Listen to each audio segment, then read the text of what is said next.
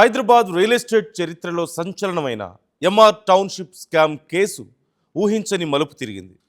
టాలీవుడ్ ప్రముఖ నటుడు రామ్ చరణ్ తేజ్, ప్రముఖ మాజీ క్రికెటర్ చాముండేశ్వరినాథ్లతో పాటు పలువురు విల్లా ఫ్లాట్స్పై ఎన్ఫోర్స్మెంట్ డైరెక్టరేట్ విధించిన అటాచ్మెంట్ ఆర్డర్లకు సంబంధించి కీలక అప్డేట్ వచ్చింది. న్యూఢిల్లీలోని పిఎంఎల్ఏ అపీలేట్ ట్రిబ్యునల్ ఆగస్టు 6న కీలక తీర్పునిచ్చింది.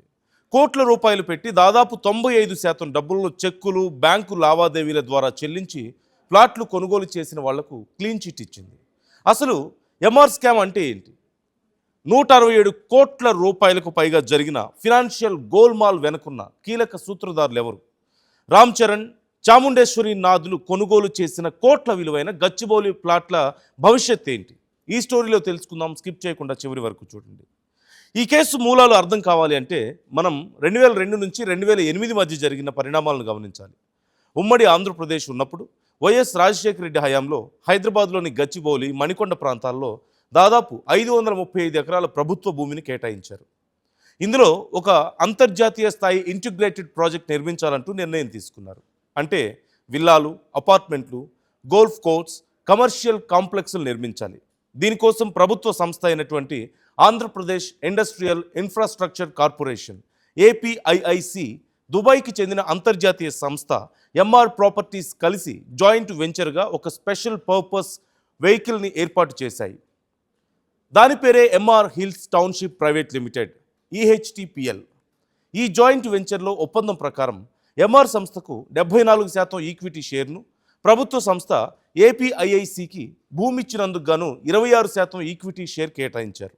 అంటే ఈ ప్రాజెక్టు ద్వారా వచ్చే ప్రతి లాభంలో, ఆదాయంలో ఇప్పుడు తెలంగాణ, ఏపీ ప్రభుత్వాలకు ఏపీఐఐసి ద్వారా 26% వాటా రావాలి. ఈ ఒప్పందం బాగానే ఉన్నా ఆ తర్వాతే అసలు కథ ప్రారంభమైంది.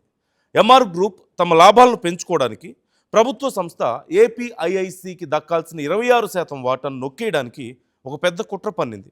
ఇందుకోసం ఎంఆర్ హిల్స్ సంస్థ ఎంఆర్ఎంజిఎఫ్ ల్యాండ్ లిమిటెడ్, ఈఎంజిఎఫ్ అనే మరో డెవలపర్ను రంగంలోకి దింపింది. మొదట ఎంఆర్ఎంజిఎఫ్కి 75%, ఎంఆర్ హిల్స్కు 25% రాబడి అని ఒప్పందం చేసుకుని ఆ తర్వాత రహస్యంగా అనుబంధ ఒప్పందాలు చేసుకున్నారు. ఏపీఐఐసి రాబడి వాటాను 26% నుంచి ఏకంగా 5%కి తగ్గించేశారు. దీనివల్ల ఏపీఐఐసికి రావాల్సిన 100 కోట్ల ఆదాయం ఘోరంగా పడిపోయింది.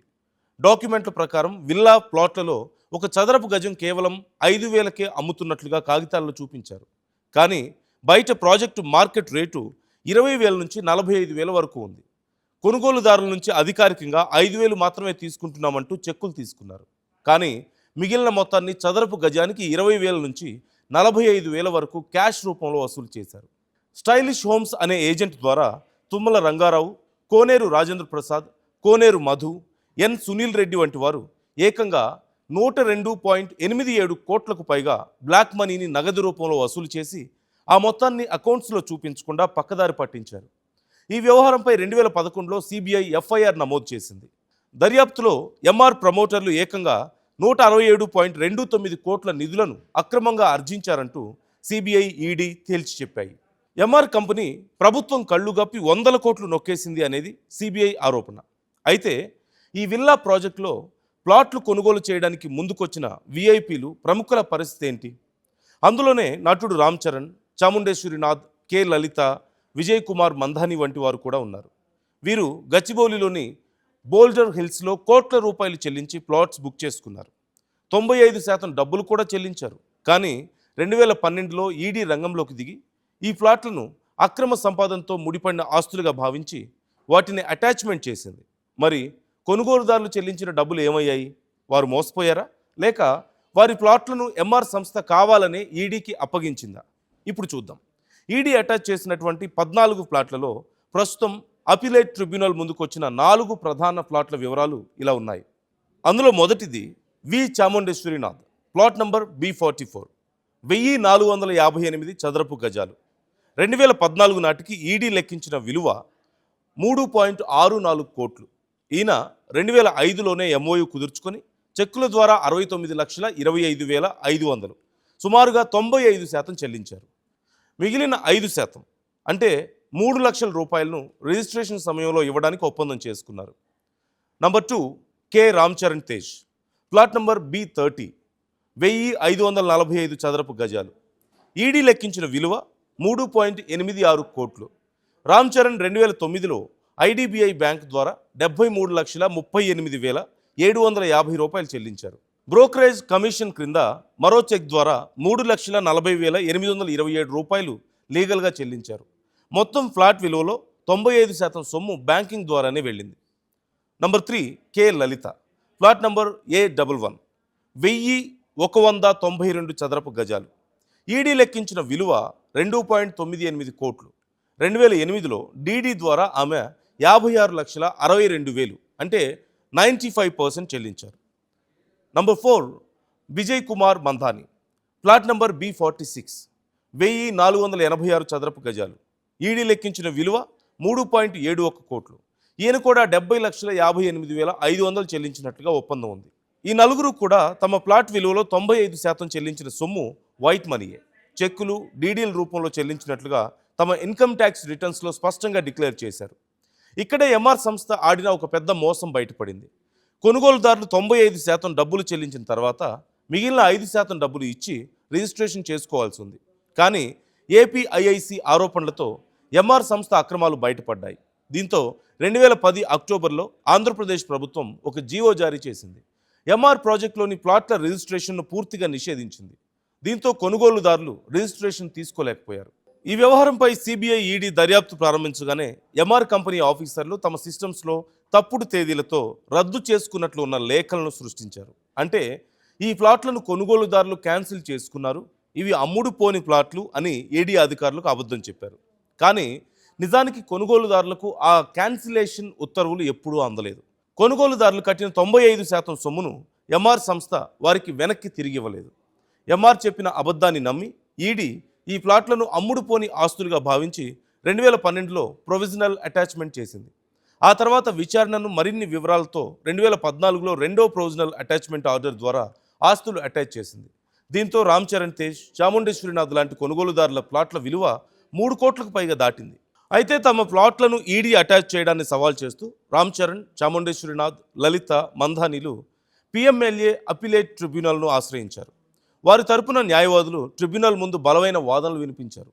మా క్లయింట్లు పేపర్ ప్రకటనలు, హోర్డింగ్లు చూసి చట్టబద్ధంగా కంపెనీకి చెక్కుల ద్వారా 95% డబ్బులు చెల్లించారని, వీరికి నేరంతో కానీ అలాగే ఎంఆర్ చేసినటువంటి నిధుల మళ్లింపుతో కానీ ఎలాంటి సంబంధం లేదని వాదించారు. వారు చెల్లించిన ప్రతి రూపాయి లీగల్ సంపాదనని, అక్రమ సంపాదనతో ఈ ప్లాట్లు కొనలేదంటూ వివరించారు. ఎంఆర్ సంస్థ చేసిన స్కామ్లో మా క్లయింట్లు బాధితులని పేర్కొన్నారు. అంతేకాదు ఎంఆర్ సంస్థకు ఢిల్లీ, దాని పరిసర ప్రాంతాల్లో వేలాది ఎకరాల భూములు ఉన్నాయని, ఈడీ నిజమైన నిందితుల ఆస్తులను వదిలేసి లీగల్గా కొనుగోలు చేసిన అమాయక బాధితుల ప్లాట్లను అటాచ్ చేయడం పూర్తిగా అన్యాయం అంటూ వాదించారు.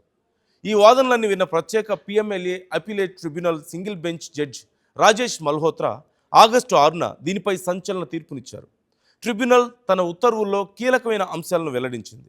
కొనుగోలుదారులు 95% సొమ్మును చెక్కులు, డీడీల ద్వారా చెల్లించారని పిఎంఎల్ఏ కోర్టులో నిరూపించుకోవాలంటూ ఆదేశించింది.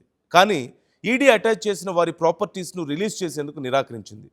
కొనుగోలుదారులు బాధితులా కాదా అనేది ఈడీ మళ్లీ విచారణ చేపట్టొచ్చంటూ సూచించింది. ఒకవేళ కొనుగోలుదారులు బాధితులు అని తేలితే ఈడీ వెంటనే ఈ వివరాలను వెరిఫై చేసి పిఎంఎల్ఏ కోర్టులో నివేదిక సమర్పించి ఈ ప్లాట్లను అటాచ్మెంట్ నుంచి విడుదల చేయాలంటూ ఆదేశించింది. ఒకవేళ ఈడీ ఈ నిర్దేశిత సమయంలో చర్యలు తీసుకోకపోతే రామ్ చరణ్, ఇతర కొనుగోలుదారులు నేరుగా స్పెషల్ పిఎంఎల్ఏ కోర్టును ఆశ్రయించవచ్చంటూ చెప్పింది. ఈ స్కామ్తో వీళ్లకు సంబంధం లేదంటూ తేలితే మిగిలిన 5% బ్యాలెన్స్ సొమ్మును డిపాజిట్ చేసి ప్లాట్లను తమ పేరిట రిజిస్ట్రేషన్ చేయించుకోవడానికి అనుమతిస్తా ఉంటూ స్పష్టం చేసింది. అంటే ఇక్కడ ఆగస్టు 6న ఇచ్చిన తీర్పుతో రామ్ చరణ్, చాముండేశ్వరినాథ్లతో పాటు ఇతర కొనుగోలుదారులకు కొంతవరకు రిలీఫ్ లభించింది. ఇప్పుడు ఈడీ కొనుగోలుదారుల తప్పు లేదంటూ కోర్టుకు రిపోర్ట్ ఇచ్చినా, లేదా కొనుగోలుదారులు ఈ స్కామ్లో తమకు సంబంధం లేదంటూ నిరూపించినా ఈ కోట్ల విలువైన గచ్చిబౌలి విల్లా ప్లాట్లు క్లియర్ అయిపోతాయి. అంటే లీగల్గా ప్లాట్లు కొనుగోలు చేసిన వారికి ఇందులో దాదాపు క్లీన్ చిట్ లభించిందని చెప్పొచ్చు. మొత్తానికి 2012 నుంచి నడుస్తున్న ఎంఆర్ విల్లా ప్లాట్ల అటాచ్మెంట్ డ్రామాకు ఆగస్టు 6 నాటికి ట్రిబ్యునల్ తీర్పుతో ఒక స్పష్టమైన ముగింపు లభించింది. సో ఆ దిశగా అట్లీస్ట్ అడుగులైతే పడుతున్నాయి. రియల్ ఎస్టేట్ రంగానికి సంబంధించిన ఎంత పెద్ద బిల్డర్ అయినా ప్రాజెక్ట్ కొనేటప్పుడు లీగల్ అంశాలు ఎంత జాగ్రత్తగా చూసుకోవాలో, అలాగే నిజాయితీగా అకౌంటెడ్ మనీతో కొనుగోలు చేస్తే చట్టం ఎలా రక్షణగా నిలుస్తుందో ఈ కేసు ఒక పెద్ద ఉదాహరణ అని చెప్పొచ్చు. మరి ఎంఆర్ స్కామ్ ట్రిబ్యునల్ ఇచ్చిన ఈ తాజా తీర్పుపై మీ అభిప్రాయం ఏంటి? క్రింద కామెంట్ సెక్షన్లో మాతో షేర్ చేసుకోండి. ఈ వీడియో నచ్చితే లైక్ చేయండి, షేర్ చేయండి.